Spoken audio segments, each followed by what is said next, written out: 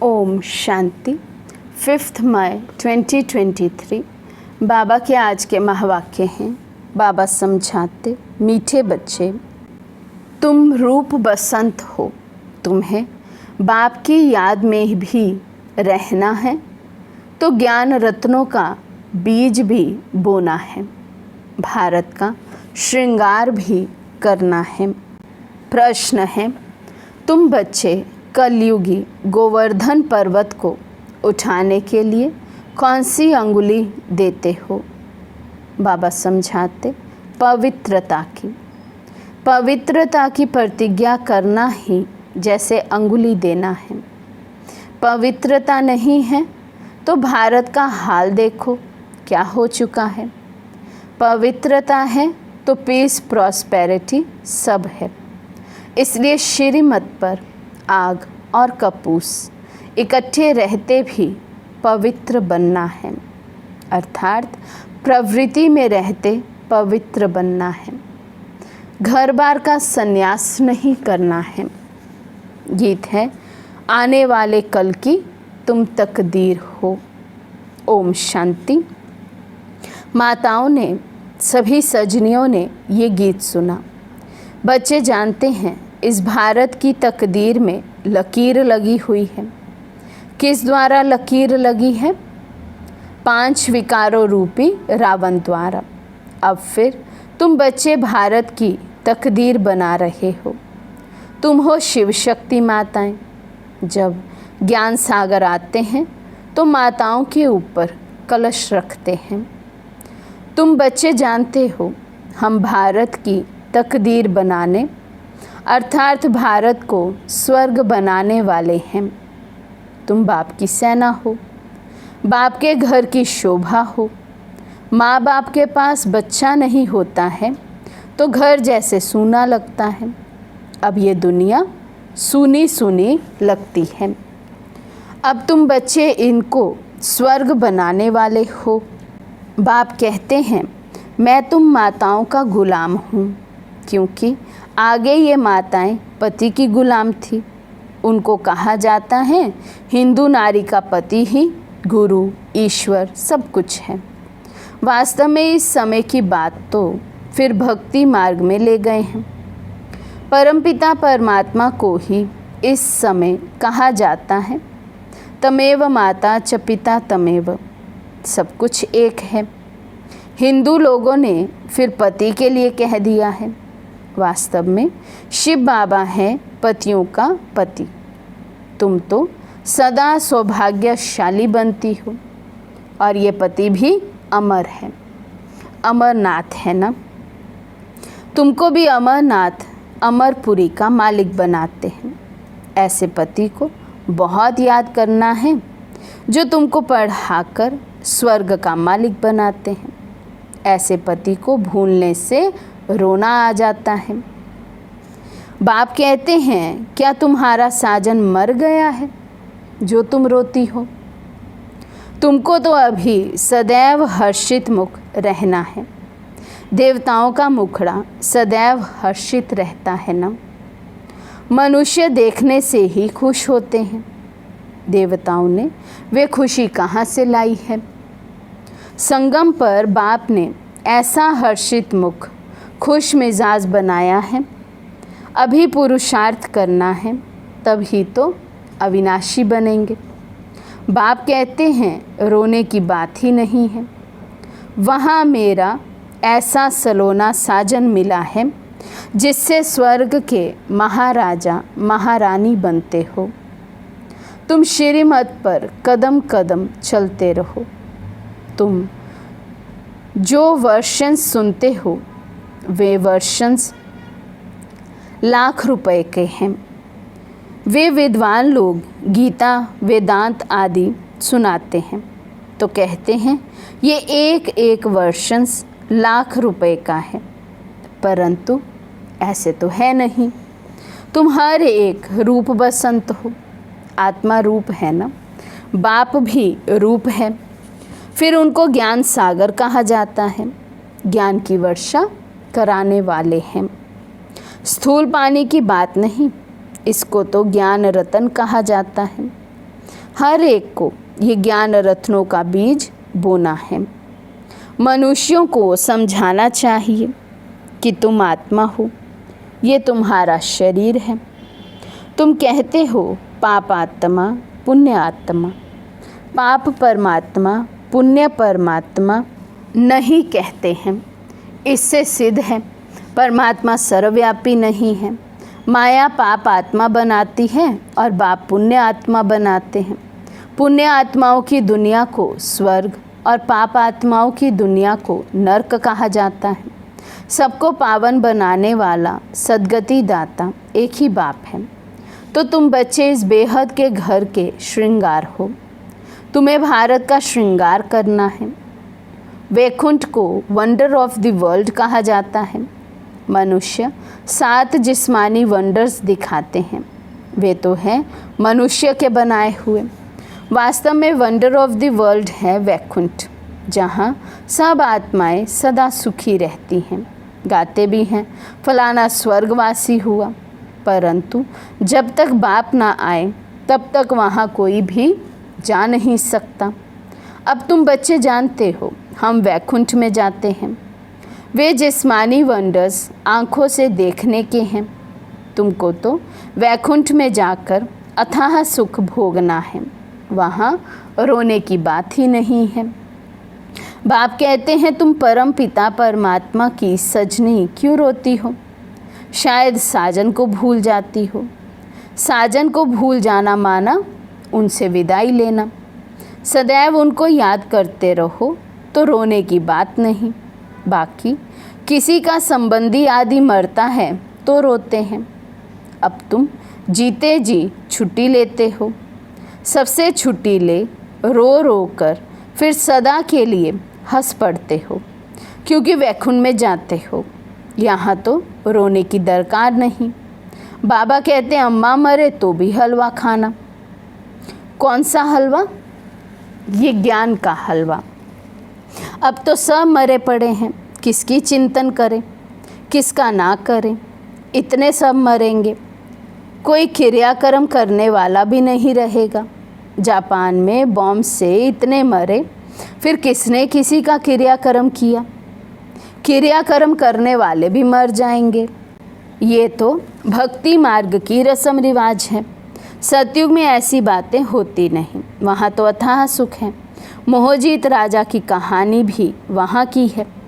तुमने जन्म जन्मांतर ये कथा सुनी है।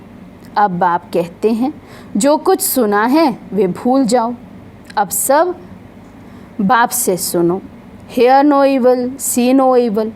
उन्होंने बंदरों की शक्ल का एक खिलौना बनाया हुआ है। टोक नो इवल, सी नो इविल, क्योंकि इस समय मनुष्य बंदर से भी बदतर हैं, जो सुनाओ सत सत करते रहते हैं। बाबा कहते हैं बच्चे, गलानी की बात मत सुनो, मैं कल्प के संगम युग पर आता हूँ। बाप को तो ज़रूर आना ही है, तब तो नॉलेज दें। मनुष्य कहते हैं ऋषि मुनि आदि त्रिकालदर्शी थे। बाबा कहते बिल्कुल नहीं, लक्ष्मी नारायण भी त्रिकालदर्शी नहीं थे। त्रिकालदर्शी सिर्फ तुम ब्राह्मण बने हो, तुम्हारे ये 84वां अंतिम जन्म है। ऐसे नहीं ये ज्ञान के संस्कार दूसरे जन्म में रहेंगे, नहीं, ये प्राय लोप हो जाते हैं। वहाँ तो राजाई स्थापन हो जाती है, तो राजयोग की दरकार ही नहीं। तो देखो बाबा क्या कहते हैं, मनुष्य क्या कहते हैं, रात और दिन का अंतर है। मनुष्य कहते परमात्मा सर्वव्यापी है, बाप कहते हैं नहीं। मनुष्य कहते हैं कलयुग की आयु अभी 40,000 वर्ष पड़ी है, बाप कहते हैं नहीं। कितने गपोड़े सुनाए, घोर अंधियारा कर दिया है। अब मीठा बाप कहते हैं बहुत मीठा बनो। तुम ईश्वरीय दरबार में ईश्वर के बच्चे हो, तुम्हारा फर्ज है योग लगाना। गोवर्धन पर्वत पर जाएंगे तो वहाँ अंगुली दिखाएंगे। पर्वत की कितनी पूजा होती है। भारत जब गोल्डन एज बन जाता है तो उनकी पूजा नहीं होती है। तो ये अंगुली है तुम्हारी निशानी। पवित्रता की प्रतिज्ञा करना जैसे अंगुली देना है। भारत का सैल्वेज करने के लिए पवित्रता है ही पीस प्रॉस्पेरिटी भी है। पवित्रता नहीं है तो भारत का हाल देखो क्या है, मेहनत है ना। सन्यासी कहते आए हैं आग और कपूस इकट्ठे रह नहीं सकते, शास्त्रों में ऐसा है, परंतु तुम सन्यासियों को कह सकते हो कि हम कैसे आग कपूस इकट्ठे रहते पवित्र रहते हैं। सन्यासियों को श्रीमत थोड़े ही मिलती है, हम तो अब बाप की श्रीमत पर चलते हैं। उनको मिलती है शंकराचार्य की मत, ये है शिवाचार्य की मत। तुम शिवाचार्य के बच्चे हो, ये कोई नहीं जानते। कहते हैं परमात्मा ज्ञान का सागर है, तो आचार्य हुआ ना, वे शंकराचार्य हैं। सन्यासी बहुत शास्त्र पढ़कर टाइटल लेते हैं। श्री कृष्ण आचार्य कभी नहीं कहा जाता है, शिव का पता ही नहीं है, वे बाप को जानते ही नहीं हैं। सिवाय बाप के और किसी को ज्ञान का सागर नहीं कह सकते। कोई सन्यासी मिले तो बोलो तुम हो निवृत्ति मार्ग वाले हठयोग सन्यासी, हम हैं प्रवृत्ति मार्ग वाले राजयोगी। तुम राजयोग सिखला नहीं सकते हो, तुम हो रजोगुनी, क्योंकि शंकराचार्य आते ही हैं द्वापर में। तुम्हारा है हठ योग कर्म संन्यास, वास्तव में कर्म संन्यास तो होता ही नहीं है। अब तुम बच्चों को डायरेक्शन ही कुछ और मिलता है। मनुष्य चाहते हैं शांति में रहें, बोलो अच्छा अपने को इन ऑर्गन से डिटैच कर दो, परंतु सिर्फ डिटैच करने से ही फ़ायदा नहीं होगा। डिटैच हो फिर मुझे याद करो तो विक्रम विनाश होंगे। शांति तो तुम्हारे गले का हार है, आत्मा का स्वधर्म है शांति। हम आत्माएं मूल वतन में साइलेंस में रहती हैं, वहाँ सूक्ष्म वतन में है मूवी, ये है टॉकी स्थूल वतन। तुम बच्चों ने साक्षात्कार किया है, बाबा ने जास्ती देखा है, मम्मा ने तो कुछ भी नहीं देखा, कभी भी ध्यान में नहीं गई। ज्ञान में कितनी तीखी गई, ये ध्यान की आश भी नहीं रखनी चाहिए। मम्मा देखो बिगड़ ध्यान के कितना आगे नंबर लेती है। पहले श्री लक्ष्मी फिर श्री नारायण। इनके लिए लिखा हुआ है, अर्जुन को विनाश स्थापना का साक्षात्कार हुआ। इस रथ में रथी शिव बाबा बैठ नॉलेज सुनाते हैं। इस रथ को भी नॉलेज उनसे मिलती है। ये खुद भी गीता पढ़ते थे, बहुत कथा करते थे। अब वंडर लगता है शास्त्रों में क्या क्या है। बाप कहते हैं ये पढ़ा हुआ सब भूल जाओ, सुनो नहीं, देखते हुए भी नहीं देखो। बस हम तो जाते हैं शिव बाबा के घर स्वीट होम। जब तक गाइड अथवा लिबरेटर ना आए तब तक मनुष्य जा नहीं सकते। पंडा और मुक्तिदाता तो एक ही बाप है, दुखों से मुक्त कर देते हैं। इसलिए उनको गति सद्गति दाता कहा जाता है। वे हैं मनुष्य सृष्टि का बीज रूप, सुप्रीम सोल। निराकार दुनिया है आत्माओं के रहने का धाम। ऐसे नहीं कि ब्रह्म परमात्मा है, उसमें आत्माएं लीन हो जाएंगी। कितनी वंडरफुल बातें हैं। तुम्हारा 84 जन्मों का पाठ अविनाशी है, ये कब मिट नहीं सकता। सृष्टि अनादि रची हुई है। सत्युग को नई सृष्टि कहा जाता है, अब है पुरानी सृष्टि। बाकी सृष्टि कोई विनाश नहीं होती है, केवल बाबा कहते परिवर्तन होता है, नई से पुरानी और फिर पुरानी से नई बनती है। बाबा समझाते, बाप आते ही हैं पतित सृष्टि को पावन बनाने। सृष्टि तो है ही है, 84 जन्म तो ज़रूर देवताओं के ही होंगे, फिर कम होते जाते हैं। फिर क्रिश्चियन आदि का भी हिसाब निकाल सकते हैं। वास्तव में भारतवासियों की जनसंख्या बहुत होनी चाहिए, परंतु और धर्मों में कन्वर्ट होने के कारण कम हो गए हैं। नाम ही हिंदू रख दिया है। बाप कहते हैं मैं आता ही तब हूँ जब मुझे ब्रह्मा द्वारा देवी देवता धर्म की स्थापना करनी है। शंकर द्वारा विनाश, फिर जो स्थापना करते हैं वही पालना करेंगे। गांधी जी को भी जिन्होंने मदद की, मेहनत की, आज बहुत सुखी हैं। वहाँ सुखी तो सब बनेंगे, बाकी पद में फ़र्क पड़ जाता है। जो बाप की याद में रहते हैं और वर्षे को याद करते हैं वे सूर्यवंशी बनेंगे। कम याद करेंगे तो चंद्रवंशी, नहीं तो फिर प्रजा, दास दासियाँ आदि तो बहुत चाहिए ना। बाप ने समझाया है योग बल से ही कोई भी विश्व का मालिक बन सकता है। तुम हो योग बल की अहिंसक सेना। क्रिश्चियन को भी इतना बल मिल जाए तो विश्व के मालिक बन सकते हैं, परंतु लॉ नहीं कहता है। वे बंदर की कहानी है ना। श्री कृष्ण के मुख में माखन आ जाता है, विश्व की राजाई का। तो विश्व का राज्य योग बल से ही मिल सकता है। बाप कहते मैं स्वर्ग रचता हूँ, तुम बच्चों का भी यही धंधा है। बच्चे फिर बाप के बन स्थापना में मदद करते हैं। अच्छा, मीठे मीठे सिके लदे बच्चों प्रति माता पिता बाप दादा का याद प्यार और गुड मॉर्निंग। रूहानी बाप की रूहानी बच्चों को नमस्ते। हम रूहानी बच्चों की रूहानी बाप दादा को दिल व जान सिक व प्रेम से नमस्ते नमस्ते नमस्ते जी। धारणा के लिए मुख्य सार, फर्स्ट पॉइंट, सदा हर्षित खुश मिजाज रहना है, कभी भी रोना नहीं है। जीते जी सबसे छुट्टी ले लेनी है, किसी का भी चिंतन नहीं करना है। सेकंड पॉइंट, अपने शांति स्वधर्म में स्थित रहना है। ज्ञान और योग से तीखा जाना है, ध्यान की आश नहीं रखनी है। आज का वरदान है यथार्थ श्रेष्ठ हैंडलिंग द्वारा सर्व की दुआएं प्राप्त करने वाले सर्व के स्नेही भव। यथार्थ श्रेष्ठ हैंडलिंग द्वारा सर्व की दुआएं प्राप्त करने वाले सर्व के स्नेही भव।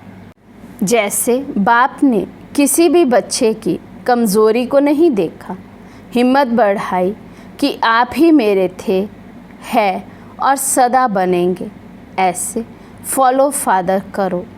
हर एक की विशेषता को देखते संबंध संपर्क में आओ तो आत्माओं से स्वतः आत्मिक प्यार इमर्ज होगा और बाप के साथ साथ सर्व के स्नेही बन जाएंगे।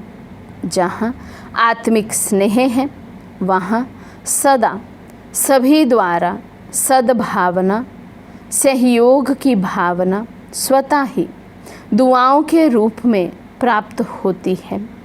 इसको ही रूहानी यथार्थ हैंडलिंग कहा जाता है। स्लोगन है, अपने श्रेष्ठ संकल्पों की एकाग्रता द्वारा अन्य आत्माओं की भटकती हुई बुद्धि को एकाग्र कर देना ही सच्ची सेवा है। अपने श्रेष्ठ संकल्पों की एकाग्रता द्वारा अन्य आत्माओं की भटकती हुई बुद्धि को एकाग्र कर देना ही सच्ची सेवा है। अच्छा, ओम शांति।